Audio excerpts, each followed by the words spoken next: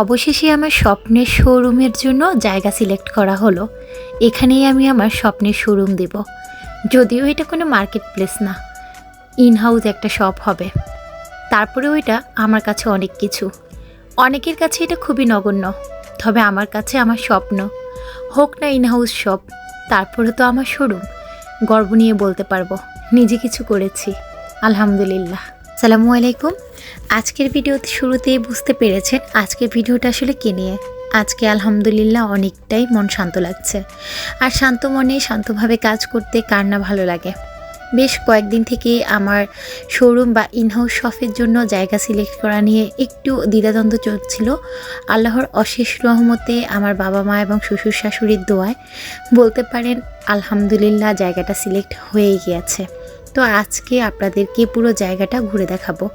কোথায় কিভাবে ঠিকানা ডিটেলস আস্তে আস্তে শেয়ার করব, তবে আজকে পুরো বাসাটাই দেখিয়ে দিব, যেহেতু আমি ইনহাউস শপ নিচ্ছি। তো সকালবেলা ঘুম থেকে উঠেই নাস্তা সেরে নিয়েছি, আর দুপুরে রান্নাটা একদমই শর্টকাট শেষ করব, কারণ আজকে আমার প্রচুর কাজ আছে। তার সাথে হচ্ছে আমিও আমার শপের জন্য যে জায়গাটা সিলেক্ট করেছি সেটা দেখতে যাব এবং আপনাদের জন্যও সেটার ভিডিও ধরব। তো তার জন্য একদমই সিম্পলভাবে দুপুরবেলার খাবারটা আয়োজন করছি। সকালে ঘুম থেকে উঠে নাস্তার পাশাপাশি মাসকলাইয়ের ডাল বসিয়ে দিয়েছি, আর এখানে হচ্ছে সিসিঙ্গা কেটে আমি সিসিঙ্গা রান্না করব। তো রাহিম যেহেতু সবজি খাবে না, ওর জন্য হচ্ছে একটু ডিম ভুনা করছি, আর আমাদের জন্য শুধুমাত্র মাছ দিয়ে সবজি রান্না করে নিচ্ছি। আগের দিনের কিছু তরকারি ছিল, যার কারণে আর আমি খুব একটা ঝামেলা করিনি। আর আজকে মনটা এত ভালো লাগছিল, আলহামদুলিল্লাহ কোনো কাজও হাতে উঠছিল না। আমার যখন খুব বেশি মন খারাপ হয় অথবা খুব বেশি খুশি হই, তখন কিন্তু আমার কোনো কাজ করতে ইচ্ছে করে না। খুব বেশি মন খারাপ হলে বসে বসে কান্না করি, আর খুব বেশি মন ভালো থাকলে সেদিন আমি খুব আনন্দের সাথে সময় কাটানোর চেষ্টা করি। কোনো কাজে একদমই মন বসে না। যাই হোক, দুপুরে রান্নাবান্না শেষ করে দুপুরের খাবারও কিন্তু আমরা খেয়ে নিয়েছি, আর এরপরের ভিডিওগুলো আর ধরতে ইচ্ছে হয়নি, সেজন্য ধরা হয়নি। বিকেলের একদম শেষ মাথায় বলতে পারেন সন্ধ্যার আগ মুহূর্তে আমি আমার যে শোরুমের জন্য জায়গাটা সিলেক্ট করেছি, মানে যে হাউস শপটা আমরা করব সেটার জন্য যে বাসাটা নিয়েছি সেখানে চলে এসেছি। তো এখন পুরো বাসাটা আমিও ঘুরে দেখব, সেই সাথে আপনাদেরকেও ঘুরিয়ে দেখিয়ে দিব। যদিও এটা এখনও একদমই একটা এলোমেলো বাসা, মানে এলোমেলো বলতে খালি একটা বাসা। এটাকে হচ্ছে আমরা গুছিয়ে সুন্দর করে আমার মনের মতো ডেকোরেশন করে আমার ইনহাউস শপ অথবা বলতে পারেন আমার হাউস শোরুম হিসেবে আমি ব্যবহার করব। পাশাপাশি কিন্তু এখানে আমাদের আউটফিট বাই জেবিনের অফিসটাও থাকবে। যে কোনো আপুরা চাইলে এখন থেকে আমার সাথে এখানে এসে দেখা করতে পারবেন।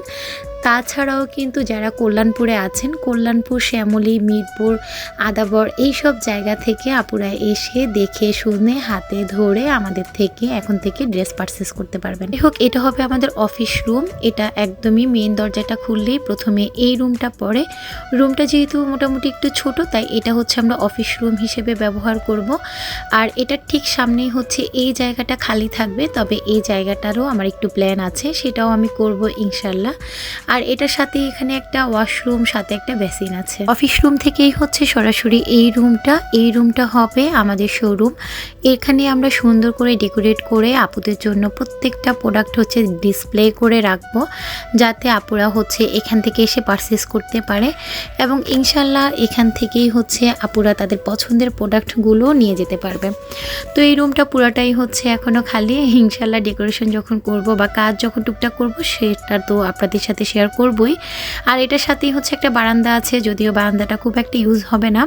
এখান থেকে বের হয়ে সোজা মেন দরজা ধরে সামনের দিকে এগিয়ে গেলে এইদিকে আরও একটা বড় রুম আছে। যেহেতু এই রুমটা আপাতত আমাদের ওইভাবে বিজনেসের জন্য কাজে লাগানোর কোনো ইচ্ছে নেই, তাই এই রুমটা নিয়ে আপাতত কোনো চিন্তাভাবনাও নেই। পরবর্তীতে না হয় এটা ভেবে চিন্তে কী কাজে লাগানো যায় চিন্তাভাবনা করব।